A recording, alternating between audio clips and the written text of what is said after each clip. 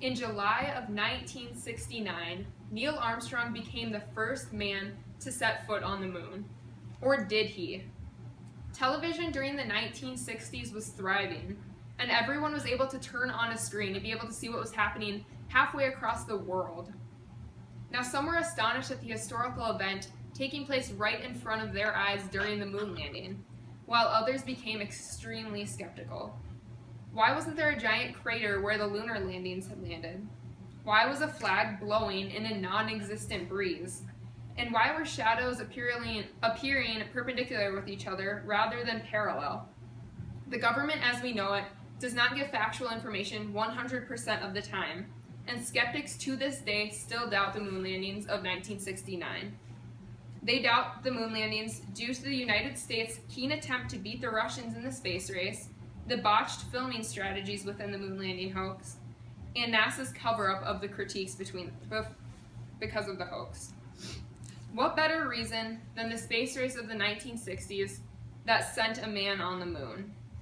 The superior country at this time would be able to put a man on the moon and prove that their technology prevailed all other nations. As Neil Armstrong put it before he landed on the moon, that's one small step for man and a giant leap for mankind. And metaphorically speaking, this would be a huge step in the space race versus Russia, and the United States would have a huge lead in front of them. The United States was not going to back down in the space race.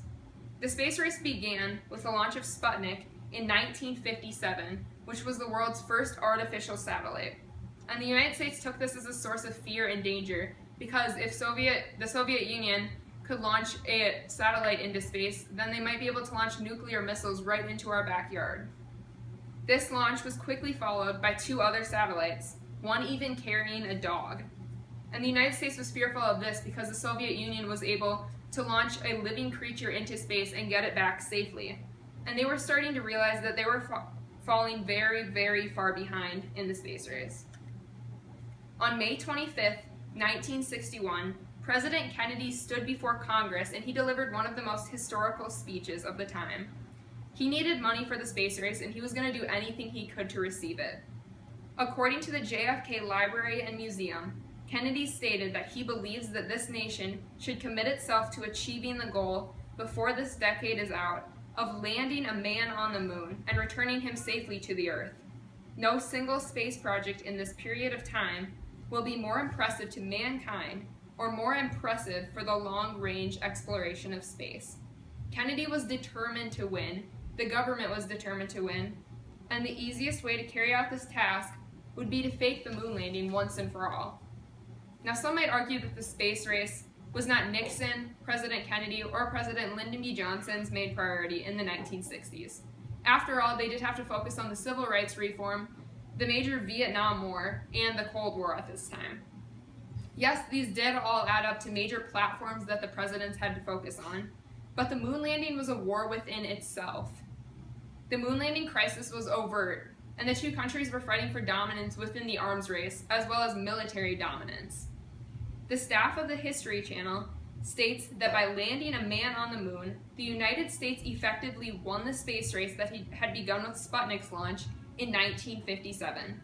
Soviets, in turn, were pictured as the ultimate villains with their massive, relentless efforts to surpass America and prove the power of the communist system. The United States ultimately knew that they were going to gain power and dominance by launching a man onto the moon. Now, NASA should have expected civilians as well as skeptics to find blunders within the hoax of the moon landing. Bill Cassian is a writer for Rocketdyne, and Rocketdyne used to build rockets for NASA's Apollo program back then. Cassian argues that NASA lacked the technology in 1969 to land humans safely on the moon, and that the Apollo astronauts would have been poisoned by passing through the Van Allen radiation belts that ring the Earth, and that NASA's photos from the moon contain suspicious anomalies. Many skeptics doubted these theories. Cassian was not the only theorist to doubt the moon landing. After all, there were no blast craters under the lunar landings that landed on the moon that day, and there were no blast craters within the pictures. The shadows intersected at perpendicular lines rather than parallel lines, and is a theory that maybe there were more than 2 light sources within the filming. And also the American flag began to blow in a non-existent breeze, and it also didn't stop in any of the shots taken that day. This doesn't make sense because there was no wind or atmosphere on the moon. The moon landing has been torn apart by many skeptics for all of these reasons, which shows that the moon landing must have taken place within a studio. In conclusion, don't believe everything you are told, and don't believe everything that the government tells us. For all of these reasons, the space race of the 60s, the botched filming strategies, and NASA's cover-up of the critiques, the moon landing is undoubtedly a hoax. Thank you.